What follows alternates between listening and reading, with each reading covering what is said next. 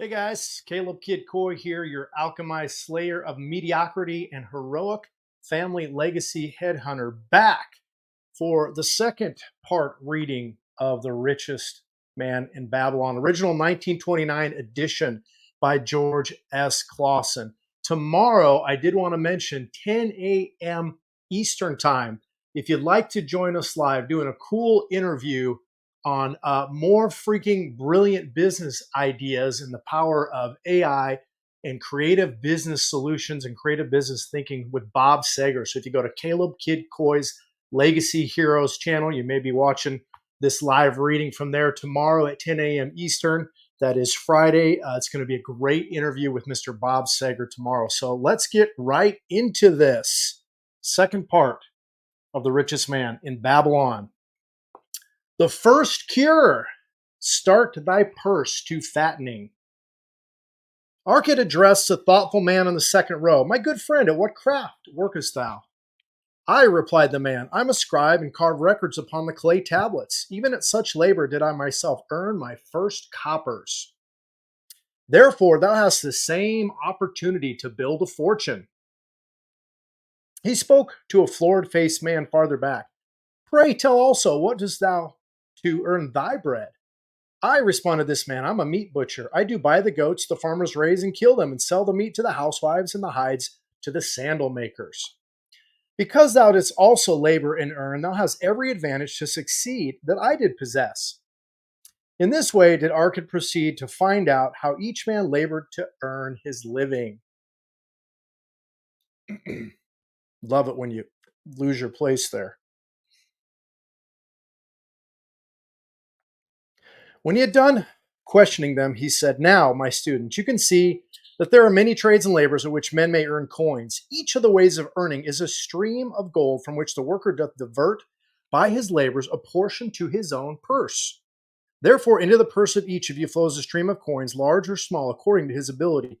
Is it not so? Therefore, they agreed that it was so. Then continued Arcad, if each of you desires to build for himself a fortune, is it not wise to start by utilizing that source of wealth which he has already established? To this they agreed. Then Arcad turned to a humble man who had declared himself an egg merchant. If thou select one of thy baskets and put into it each morning 10 eggs, and take out from it each evening 9 eggs, what will eventually happen? It will become in time overflowing. Why? Because each day I put in one more egg than I take out. Arcad turned to the class with a smile. Does any man here have a lean purse? First, they looked amused. Then they laughed. Lastly, they waved their purses in jest. All right, he continued, now I shall tell thee the first remedy I learned to cure a lean purse. Do exactly as I have suggested to the egg merchant. For every 10 coins thou placest within thy purse, take out for use but 9. Thy purse will start to fatten at once, and its increasing weight will feel good in thy hand and bring satisfaction to thy soul. Deride not what I say because of its simplicity. Truth is always simple. I told thee I would tell how I built my fortune. This was my beginning. I too carried a lean purse and cursed it because there was naught within to satisfy my desires. But when I began to take out from my purse but 9 parts of 10 I put in, it began to fatten. So will thine. Now I will tell thee a strange truth, the reason for which I know not. When I ceased to pay out more than 9/10 of my earning, I managed to get along just as well. I was not shorter than before. Also, ere long, did coins come to me more easily than before. Surely it is a law of the gods that unto him who keepeth and spendeth not a certain part of all his earnings shall gold come more easily. Likewise, him whose purse is empty does gold avoid. Which desirest thou most? Is it the gratification of thy desires of each day, a jewel, a bit of finery, better raiment, more food, things quickly gone and forgotten? Or is it substantial belongings, gold, lands, herds, merchandise, income-bringing investments? The coins thou takest from thy purse bring the first. The coins thou leavest within it will bring the latter. This, my students, was the first cure I did discover for my lean purse. For each 10 coins I put in, to spend but 9. Debate this amongst yourselves. If any man proves it untrue, tell me upon the morrow when we shall meet again. The second cure, control thy expenditures. A few of you need to take note here. Some of your members, my students, have asked me this. How can a man keep 1/10 of all he earns in his purse when all the coins he earns are not enough for his necessary expenses. So did Arcot address his students upon the second day. Yesterday, how many of thee carried lean purses? All of us, answered the class. Yet thou dost not all earn the same. Some earn much more than others. Some have much larger families to support. Yet all purses were equally lean. Now I will tell thee an unusual truth about men and sons of men. It is this: that which each of us calls our necessary expenses will always grow to equal our incomes unless we protest the contrary. Confuse not the necessary expenses with thy desires. Each of you, together with your good families, have more desires than your earnings can gratify. Therefore are thy earnings spent to gratify these desires insofar as they will go. Still thou retainest many ungratified desires. All men are burdened with more desires than they can gratify. Because of my wealth, thinkest thou I may gratify every desire? 'Tis a false idea.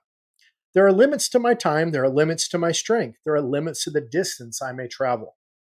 There are limits to what I may eat, there are limits to the zest with which I may enjoy. I say to you that just as weeds grow in a field wherever the farmer leaves space for their roots, even so freely do desires grow in men whenever there is a possibility of their being gratified. Thy desires are a multitude, and those that thou mayest gratify are but few. Study thoughtfully thy accustomed habits of living. Herein may be most often found certain accepted expenses that may wisely be reduced or eliminated. Let thy motto be 100% of appreciated value demanded for each coin spent. Therefore, engrave upon the clay each thing for which thou desirest to spend. Select those that are necessary and others that are possible through the expenditure of 9/10 of thy income. Cross out the rest and consider them but a part of that great multitude of desires that must go unsatisfied, and regret them not. Budget then thy necessary expenses. Touch not the 1/10 that is fattening thy purse. Let this be thy great desire that's being fulfilled. Keep working with thy budget, keep adjusting it to help thee. Make it thy first assistant in defending thy fattening purse. Hereupon one of the students, wearing a robe of red and gold, arose and said, I am a free man. I believe that it is my right to enjoy the good things of life. Therefore do I rebel against the slavery of a budget, which determines just how much I may spend and for what. I feel it would take much pleasure from my life and make me little more than a pack ass to carry a burden. To him Arcot replied, Who, my friend, would determine thy budget? I would make it for myself, responded the protesting one. In that case, were a pack ass to budget his burden, would he include therein jewels and rugs and heavy bars of gold? Not so. He would include hay and grain and a bag of water for the desert trail. The purpose of a budget is to help thy purse to fatten. It is to assist thee to have thy necessities and, insofar as attainable, thy other desires. It is to enable thee to realize thy most cherished desires by defending them from thy casual wishes. Like a bright light in a dark cave, thy budget shows up the leaks from thy purse and enables thee to stop them and control thy expenditures for definite and gratifying purposes. This, then, is the second cure for a lean purse. Budget thy expenses that thou mayest have coins to pay for thy necessities, to pay for thy enjoyments, and to gratify thy worthwhile desires without spending more than 9/10 of thy earnings.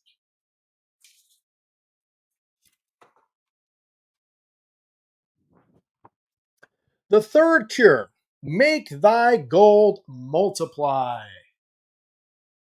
Getting interesting here, guys.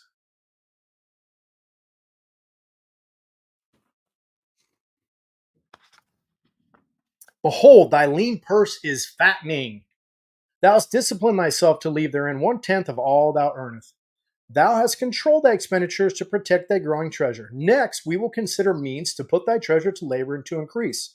Gold in a purse is gratifying to own and satisfies a miserly soul, but earns nothing. The gold we may retain from our earnings is but the start. The earnings it will make shall build our fortunes. So spoke Archet upon the third day to his class. How therefore may we put our gold to work? My first investment was unfortunate, for I lost all. Tale I will relate later. My first profitable investment was a loan I made to a man named Agar, a shield maker. Once each year did he buy large shipments of bronze bought from across the sea to use in his trade. Lacking sufficient capital to pay the merchants, he would borrow from those who had extra coins. He was an honorable man. His borrowing he would repay, together with a liberal rental as he sold his shields. Each time I loaned to him, I loaned back also the rental he had paid to me. Therefore, not only did my capital increase, but its earnings likewise increased. Most gratifying was it to have these sums returned to my purse. I tell you, my students, a man's wealth is not in the coins he carries in his purse. It is the income he buildeth, the golden stream that continually floweth into his purse and keepeth it always bulging. That is what every man desireth. That is what thou, each one of thee, desirest, an income that continues to come whether thou work or travel. Great income I have required, so great that I am called a very rich man. My loans to Agar were my first training in profitable investment. Gaining wisdom from this experience, I extended my loans and investments as my capital increased. From a few sources at first, from many sources later, flowed into my purse a golden stream of wealth available for such wise uses as I should decide. Behold, from my humble earnings I had begotten a horde of golden slaves, each laboring and earning more gold. As they labored for me, so their children also labored, and their children's children, until great was the income from their combined efforts. Gold increaseth rapidly when making reasonable earnings, as thou wilt see from the following. A farmer, when his first son was born, took 10 pieces of silver to a moneylender and asked him to keep it on rental for his son until he became 20 years of age. This the moneylender did and agreed the rental should be one-fourth of its value each 4 years. The farmer asked, because this sum he had set aside as belonging to his son, that the rental be added to the principal. When the boy had reached the age of 20 years, the farmer again went to the moneylender to inquire about the silver. The moneylender explained that because this sum had been increased by compound interest, the original 10 pieces of silver had now grown to 30 and one-half pieces. The farmer was well pleased, and because his son did not need the coins, he left them with the moneylender. When the son became 50 years of age, the father meantime having passed to the other world, the moneylender paid the son in settlement 167 pieces of silver. Thus, in 50 years, had the investment multiplied itself at a rental almost 17 times. This, then, is the third cure for a lean purse: to put each coin to laboring that it may reproduce its kind, even as the flocks of the field, and help bring to thee income, a stream of wealth that shall flow constantly into thy purse. The fourth cure: guard thy treasures from loss. Misfortune loves a shining mark. Gold in a man's purse must be guarded with firmness, else it be lost. Thus it is wise that we must first secure small amounts and learn to protect them before the gods entrust us with larger. So spoke Arcot upon the fourth day to his class. Every owner of gold is tempted by opportunities whereby it would seem that he could make large sums by its investment in most plausible projects. Often friends and relatives are eagerly entering such investment and urge him to follow. The first sound principle of investment is security for thy principal. Is it wise to be intrigued by larger earnings when thy principal may be lost? I say not. The penalty of risk is probable loss. Study carefully before parting with thy treasure, each assurance that it may be safely reclaimed. Be not misled by thine own romantic desires to make wealth rapidly. Before thou loan it to any man, assure thyself of his ability to repay and his reputation for doing so, that thou mayest not unwittingly be making him a present of thy hard-earned treasure.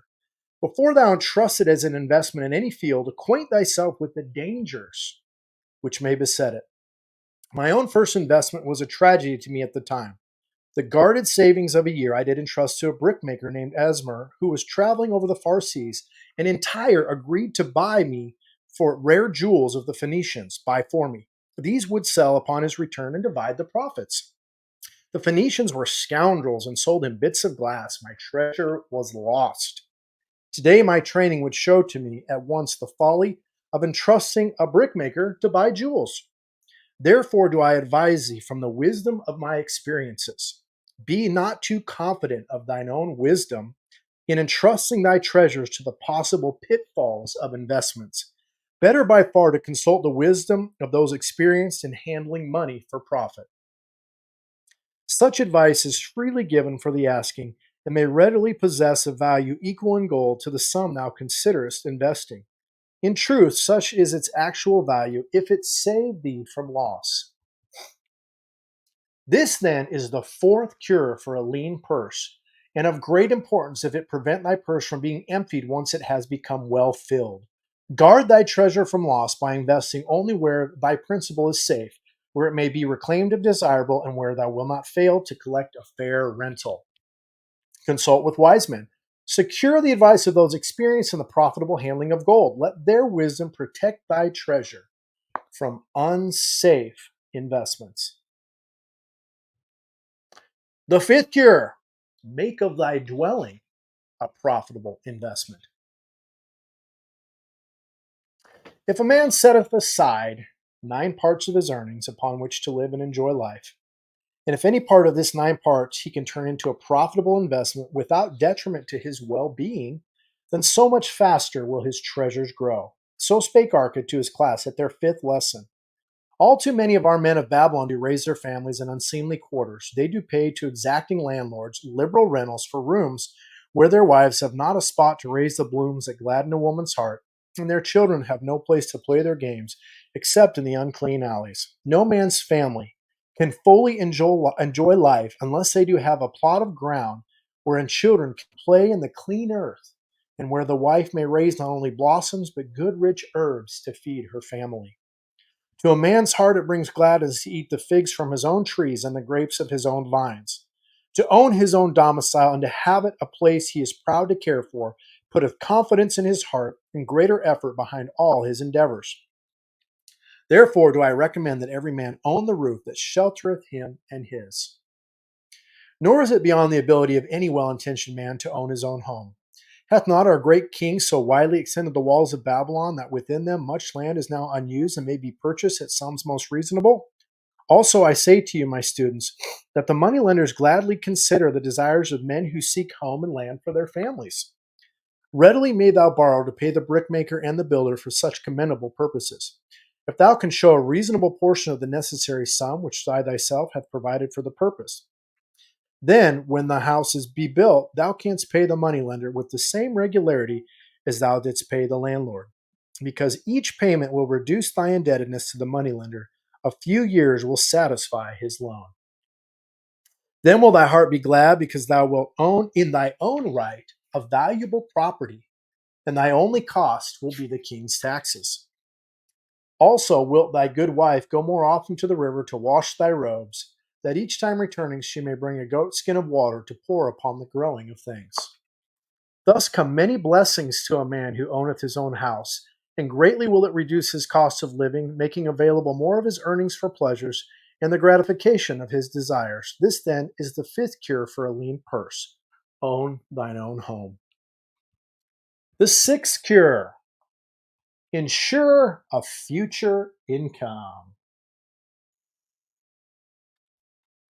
The life of every man proceedeth from his childhood to his old age. This is the path of life, and no man may deviate from it unless the gods call him prematurely to the world beyond. Therefore do I say that it behooves a man to make preparation for a suitable income in the days to come, when he is no longer young, and to make preparations for his family should he be no longer with them to comfort and support them. This lesson shall instruct thee in providing a full purse when time has made thee less able to learn. So Arcad addressed his class upon the sixth day. The man who, because of his understanding of the laws of wealth, acquired a growing surplus should give thought to those future days. He should plan certain investments or provision that may endure safely for many years, yet will be available when the time arrives which he has so wisely anticipated. There are diverse ways by which a man may provide with safety for his future. He may provide a hiding place and there bury his secret treasure. Yet no matter with what skill it be hidden, it may nevertheless become the loot of thieves. For this reason, I recommend not this plan.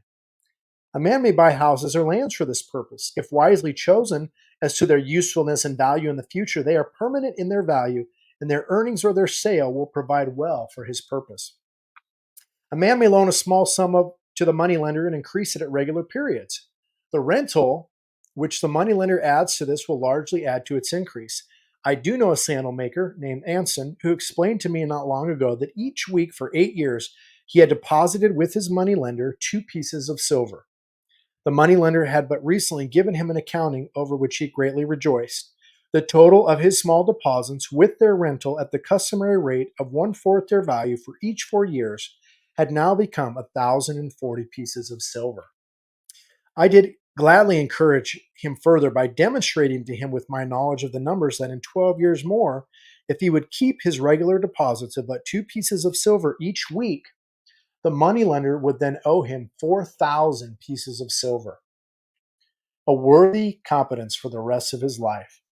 Surely, when such a small payment made with regularity doth produce such profitable results, no man can afford not to insure a treasure for his old age and the protection of his family, no matter how prosperous his business and his investments may be.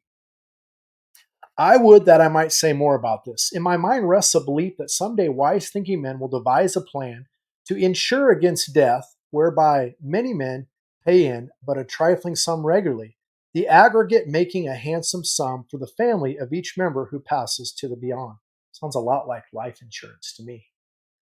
So do I see as something desirable and which I could highly recommend. But today is not possible because it must reach beyond the life of any man or any partnership to operate. It must be as stable as the king's throne. Someday do I feel that such a plan shall come to pass and be a great blessing to many men, because even the first small payment will make available a snug fortune for the family of a member should he pass on. It's not life insurance, it's love insurance. But because we live in our own day and not in the days which are to come, must we take advantage of those means and ways of accomplishing our purposes. Therefore, do I recommend to all men that they, by wise and well thought out methods, do provide against a lean purse in their mature years. For a lean purse to a man no longer able to earn, or to a family without its head, is a sore tragedy. This then is the sixth cure for a lean purse. Provide in advance for the needs of thy growing age and the protection of thy family.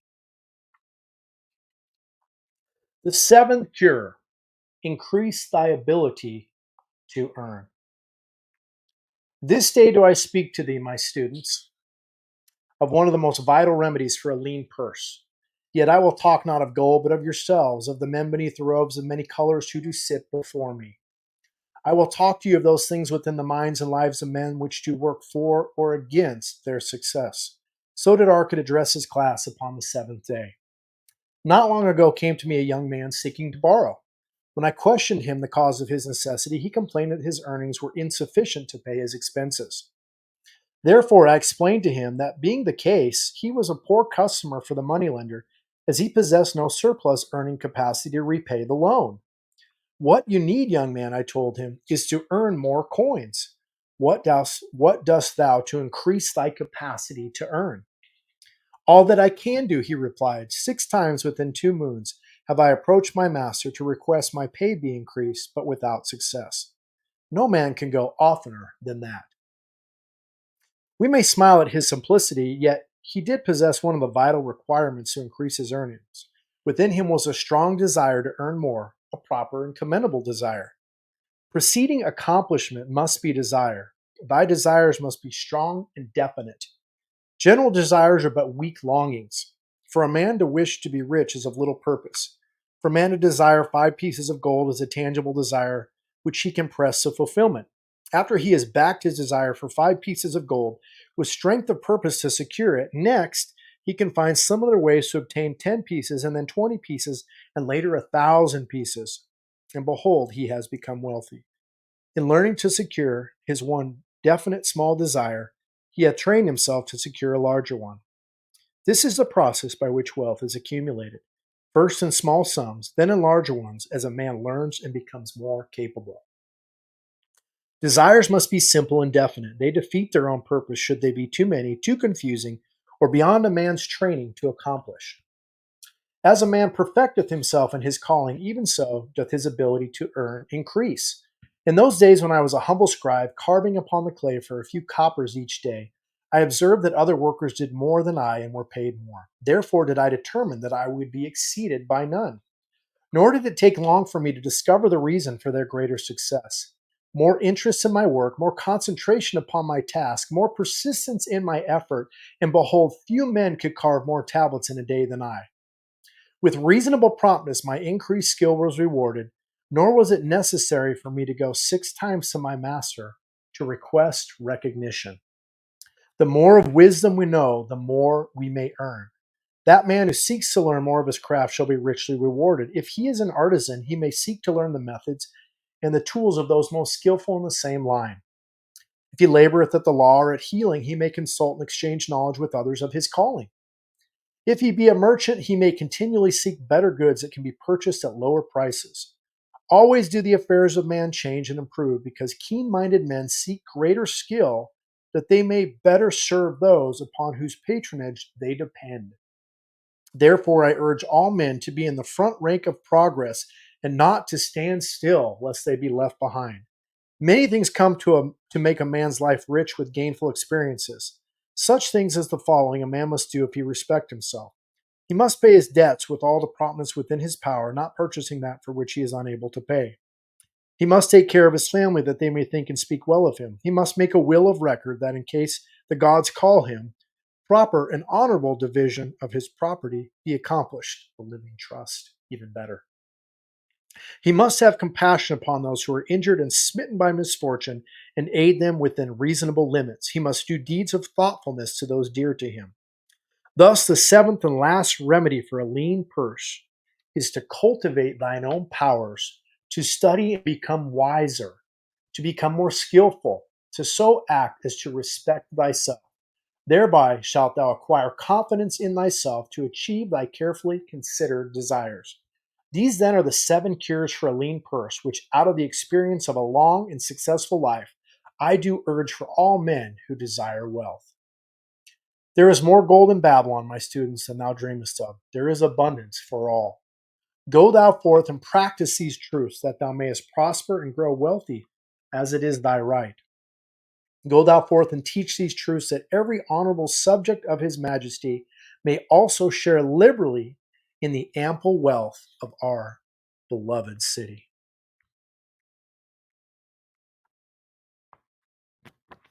Meet the goddess of good luck.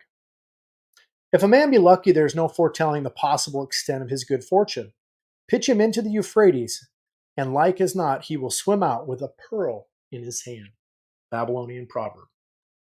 The desire to be lucky is universal. It was just as strong in the breasts of men 4,000 years ago in ancient Babylon as it is in the hearts of men today. We all hope to be favored by the whimsical goddess of good luck.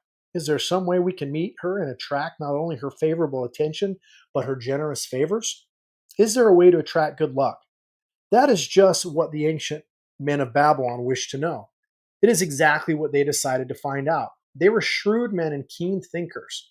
That explains why their city became the richest and most powerful city of their time. In that distant past, they had no schools or colleges. Nevertheless, they had a center of learning, and a very practical one it was. Among the towered buildings in Babylon was one that ranked in importance with the palace of the king, the hanging gardens, and the temples of the gods. You will find scant mention of it in the history books, more likely no mention at all, yet it exerted a powerful influence upon the thought of that time.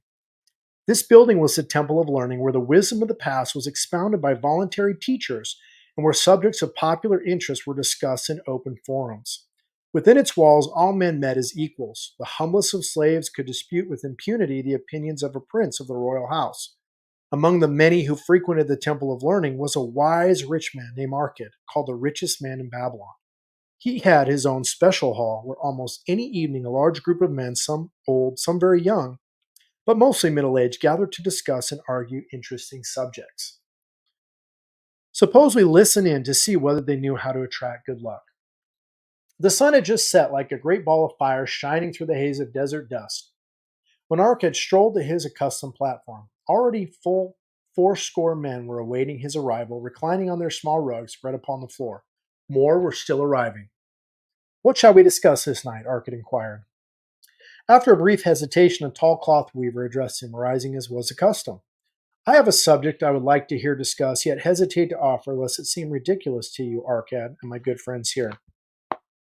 Upon being urged to offer it, both Arcad and by calls from the others, he continued, "This day I have been lucky, for I have found a purse in which there are pieces of gold. To continue to be lucky is my great desire. Feeling that all men share with me this desire, I do suggest we debate how to attract good luck, that we may discover ways it can be enticed to one." "A most interesting subject has been offered," Arcad commented. One most worthy of our discussion. To some men, good luck bespeaks but a chance happening that, like an accident, may befall one without purpose or reason. Others do believe that the instigator of all good fortune is our most bounteous goddess Ashtar, ever anxious to reward with generous gifts those who please her. Speak up, my friends. What say you? Shall we seek to find if there be means which good luck may be enticed to visit each and all of us?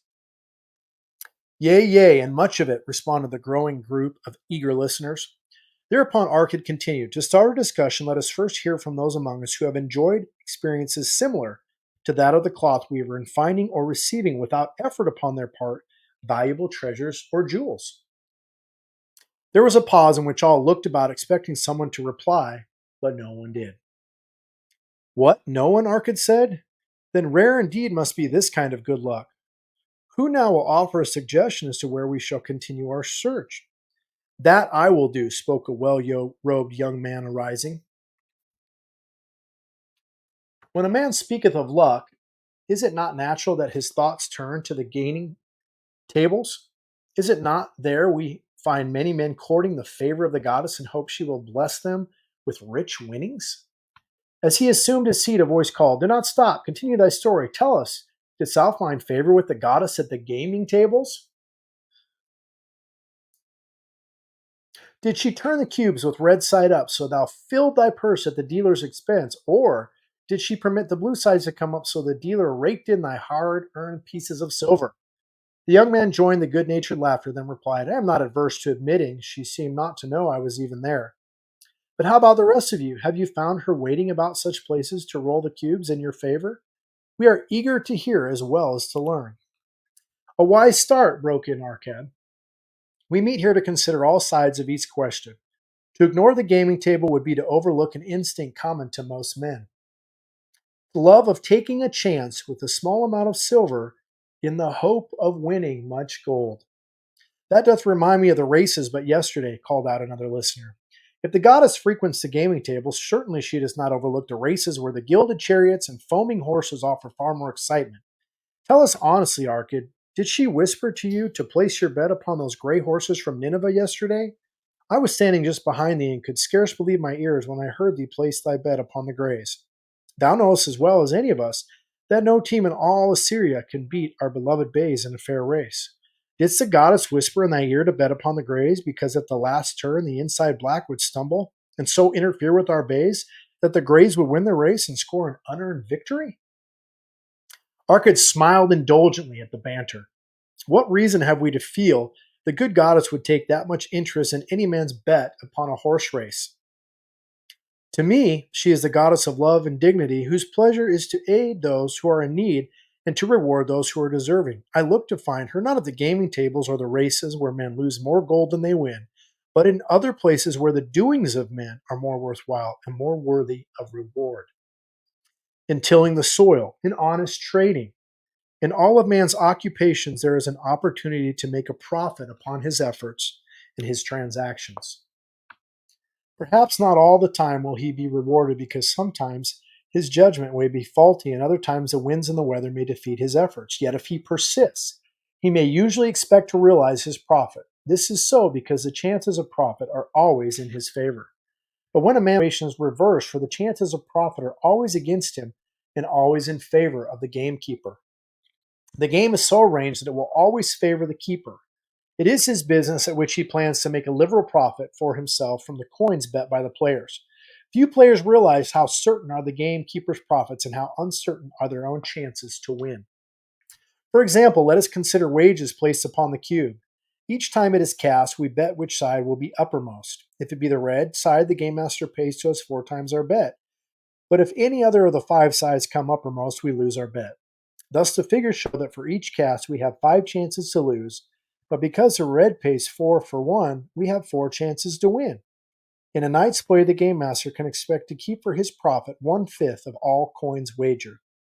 Can a man expect to win more than occasionally against odds so arranged that he should lose 1/5 of all his bets? Yet some men do win large sums at times, volunteered one of the listeners. Quite so they do, Arkad continued. Realizing this, the question comes to me whether money secured in such ways brings permanent value to those who are thus lucky. Among my acquaintances are many of the successful men of Babylon, yet among them I am unable to name a single one who started his success from such a source. You who are gathered here tonight know many more of our substantial citizens. To me, it would be of much more interest to learn how many of our successful citizens can credit the gaming tables with their start to success. Suppose each of you tell of those you know. What say you? After a prolonged silence, the wag ventured, Wouldst thou inquiry include the gamekeepers? If you think of no one else, Arkad responded, if not one of you can think of anyone else, then how about yourselves?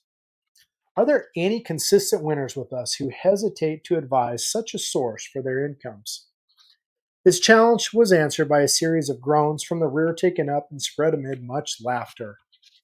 It would seem we are not seeking good luck in such places as the goddess frequents, he continued.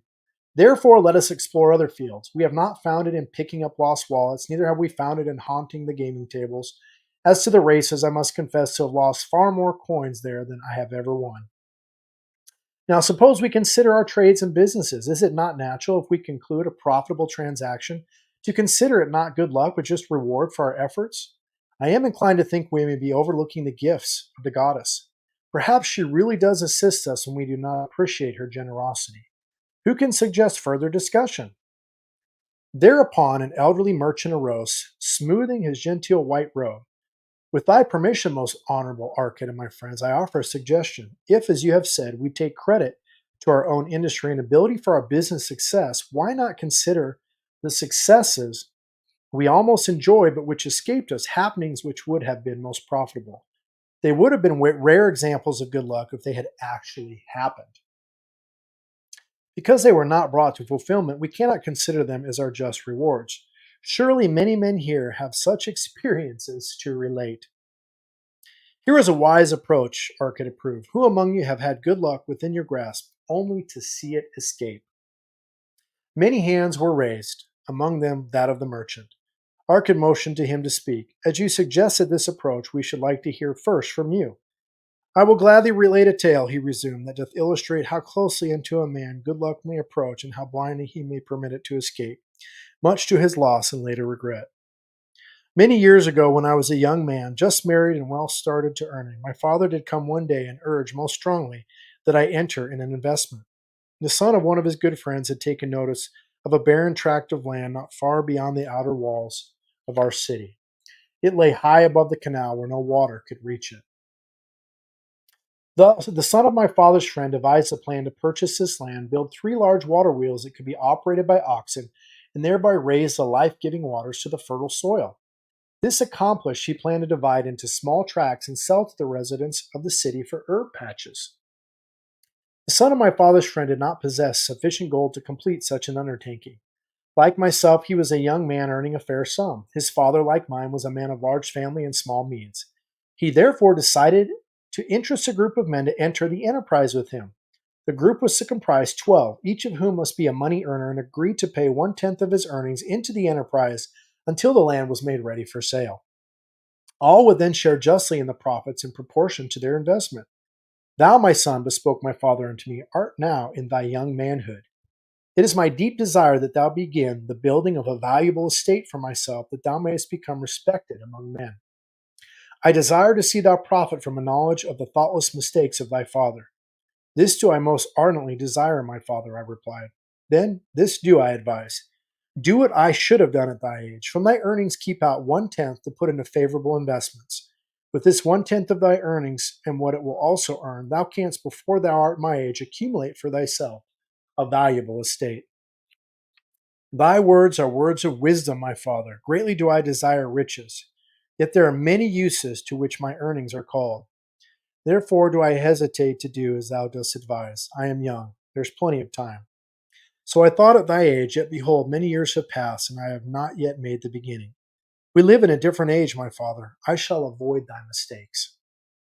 Opportunity stands before thee, my son. It is offering a chance that may lead to wealth. I beg of thee, do not delay. Go upon the morrow to the son of my friend and bargain with him to pay 10% of thy earnings into this investment. Go promptly upon the morrow. Opportunity waits for no man. Today it is here. Soon it is gone. Therefore delay not. In spite of the advice of my father, I did hesitate. There were beautiful new robes just brought by the tradesmen from the east, robes of such richness and beauty, my good wife and I felt we must each possess one. Should I agree to pay 1/10 of my earnings into the enterprise, we must deprive ourselves of these and other pleasures we dearly desired. I delayed making a decision until it was too late, much to my subsequent regret. The enterprise did prove to be more profitable than any man had prophesied. This is my tale, showing how I did permit good luck to escape. In this tale, we see how good luck waits to come to that man who accepts opportunity. Commented a swarthy man of the desert. To the building of an estate, there must always be the beginning. That start may be a few pieces of gold or silver which a man diverts from his earnings to his first investment. I myself am the owner of many herds. The start of my herds I did begin when I was a mere boy and did purchase with one piece of silver a young calf. This, being the beginning of my wealth, was of great importance to me. To take his first start to building an estate is as good luck has come to any man. With all men, that first step, which changes them from men who earn from their own labor to men who draw dividends from the earnings of their gold, is important. Some fortunately take it when young and thereby outstrip in financial success those who do take it later, or those unfortunate men like the father of this merchant who never take it. Had our friend the merchant taken this step in his early manhood when this opportunity came to him, this day he would be blessed with much more of this world's goods. Should the good luck of our friend, the cloth weaver, cause him to take such a step at this time, it will indeed be but the beginning of much greater good fortune. Thank you. I like to speak also. A stranger from another country arose. I am a Syrian. Not so well do I speak your tongue. I wish to call this friend the merchant a name. Maybe you think it not polite, this name, yet I wish to call him that. But alas, I do not know your word for it. If I do call it in Syrian, you will not understand. Therefore, please, some good gentleman, tell me that right name you call man who puts off doing those things that mighty good for him. Procrastinator, called a voice.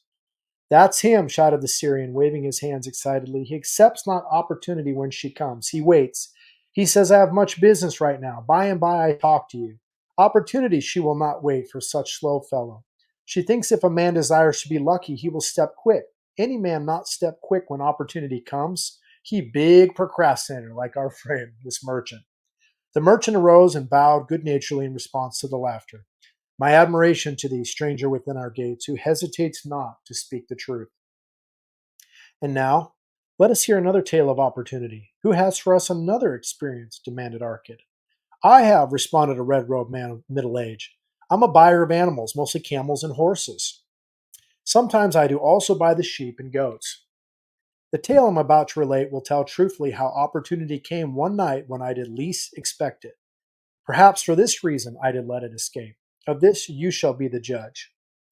Returning to the city one evening after a disheartening 10 days' journey in search of camels, I was much angered to find the gates of the city closed and locked. While my slaves spread our tent for the night, which we looked to spend with little food and no water, I was approached by an elderly farmer who, like ourselves, found himself locked outside. Honored sir, he addressed me, from thy appearance I do judge thee to be a buyer. If this be so, much would I like to sell to thee the most excellent flock of sheep just driven up. Alas, my good wife lies very sick with the fever. I must return with all haste. Buy thou my sheep, that I and my slaves may mount our camels and travel back without delay. So dark it was I could not see his flock, but from the bleating I did know it must be large. Having wasted 10 days searching for camels I could not find, I was glad to bargain with him. In his anxiety he did set a most reasonable price. I accepted, well knowing my slaves could drive the flock through the city gates in the morning and sell at a substantial profit. The bargain concluded, I called my slaves to bring torches that we might count the flock which the farmer declared to contain 900. I shall not burden you, my friends, with the description of our difficulty in attempting to count so many thirsty, restless, milling sheep. It proved to be an impossible task. Therefore, I bluntly informed the farmer I would count them at daylight and pay him then. Please, most honorable sir, he pleaded, pay me but 2/3 of the price tonight that I may be on my way. I will leave my most intelligent and educated slave to assist to make the count in the morning. He is trustworthy, and to him thou canst pay the balance. But I was stubborn and refused to make payment that night. Next morning before I awoke, the city gates opened and 4 buyers rushed out in search of flocks. They were most eager and willing to pay high prices because the city was threatened with siege and food was not plentiful. Nearly 3 times the price at which he had offered the flock to me did the old farmer receive for it. Thus was rare good luck allowed to escape. Here is a tale most unusual, commented Arkad. What wisdom doth this suggest? The wisdom of making a payment immediately when we are convinced our bargain is wise, suggested a venerable saddle maker. If the bargain be good, then dost thou need protection against thy own weaknesses as much as against any other man?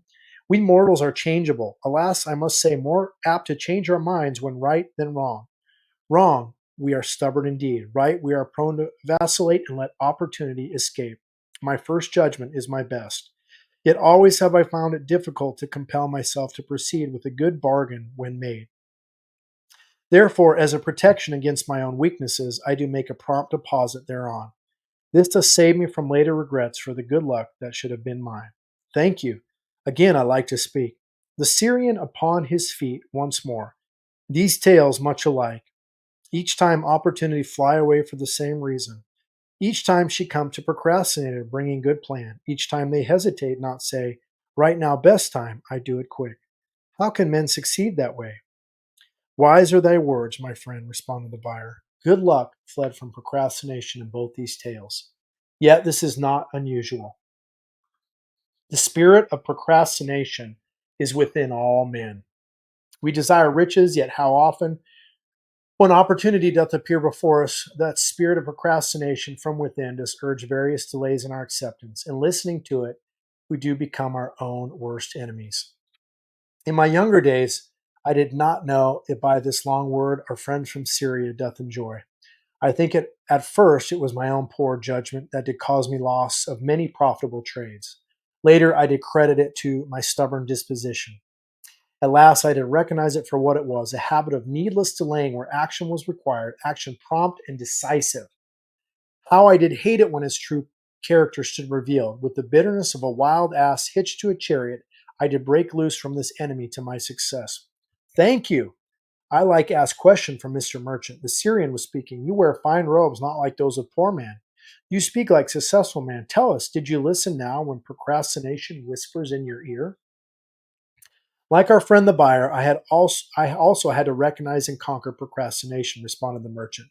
To me, it proved to be an enemy ever watching and waiting to thwart my accomplishments.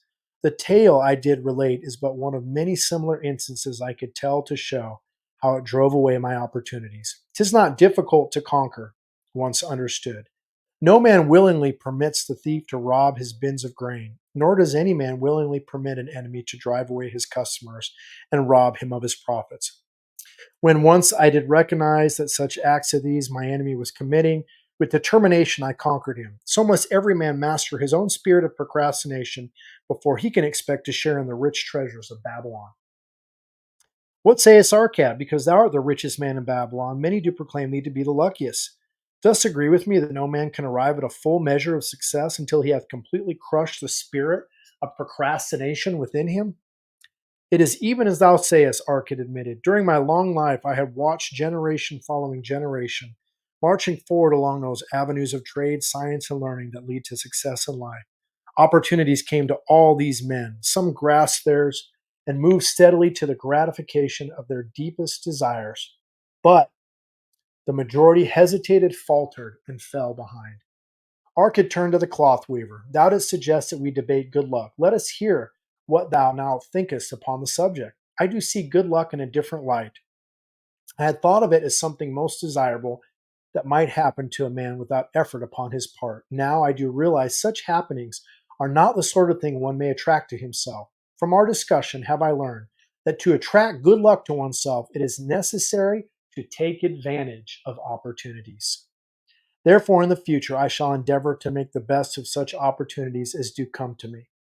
Thou hast well grasped the truths brought forth in our discussion, Arcad replied. Good luck, we do find, often follows opportunity, but seldom comes otherwise. Our merchant friend would have found great luck had he accepted the opportunity the good goddess did present to him. Our friend, the buyer, likewise, who would have enjoyed good luck had he completed the purchase of the flock and sold it at such a handsome profit. We did pursue this discussion to find a means by which good luck could be enticed to us. I feel we have found the way. Both the tales that illustrate how good luck follows opportunity. Herein lies a truth that many similar tales of good luck, won or lost, could not change. The truth is this: good luck can be enticed by accepting opportunity. Those eager to grasp opportunities for their betterment do attract the interests of the good goddess. She is ever anxious to aid those who please her. Men of action please her best. Action will lead thee forward to the successes thou dost desire. Men of action are favored by the goddess of good luck. With that said, I've got a number of personal stories of my own. The one that comes to mind first was in those early days when I was first learning, attempting to invest, learning to recognize opportunity. It was the year 2011. At that point in time, Bitcoin was worth a single dollar, just $1, gone from fractions and pennies up to $1. And I had the opportunity to buy $1,000 worth of Bitcoin, so 1,000 Bitcoin. And at that time, $1,000 I didn't have. It was a lot of money for me. I didn't have a lot left over, and there was something in me. I knew nothing about cryptocurrency or blockchain technology. It was many years later of researching this and following, I began to understand it. But instead, I ended up doing an oil and gas investment via the recommendation of a family member who was recommended by a friend. And it was a significant investment and required a loan, as would have the Bitcoin. And that oil and gas investment, after a few years, ended up being a very significant loss. And of course, if I had purchased the Bitcoin and sold it at its peak for a minimal $1,000 investment in 2011, when it peaked, I could have sold it for $68 million. Or if I had waited till today, $51 million. It's extraordinary when opportunity arises, and there's just a learning to recognize. And that chapter talked about this, learning to differentiate and distinguish good opportunity from a bad opportunity. And again, there was the principle of understanding and knowing what you're going to invest in is so important. It's highlighted here. And that was part of the reason I didn't justify it, but there was still something in me that said I should do it. And yet I bypassed that instinct and, chose a riskier investment that did not pay out. And it's interesting, all the volatility we've seen with Bitcoin and cryptocurrency, but even just 1 year ago, you could have bought one Bitcoin at the meager price of $21,000 and made a $30,000 profit in just 1 year, or 15, 16 months ago would have made about a $35,000 profit. So again, there's always risk versus reward, but the biggest part of this is to be proactive and learning to recognize opportunity, be willing to step out and take a risk. And although I've suffered numerous investment losses, it's all part of the learning and growing experience, because if we let the fear of loss dictate to us, we'll never take a risk again, or we'll never be open-minded enough or sensitive enough to start recognizing what a good opportunity is. So don't forget to take action. In the third reading, hopefully we'll finish the rest of The Richest Man in Babylon, but don't forget to check out part 1 of the reading if you missed it, and we'll see you guys again next time. Take care.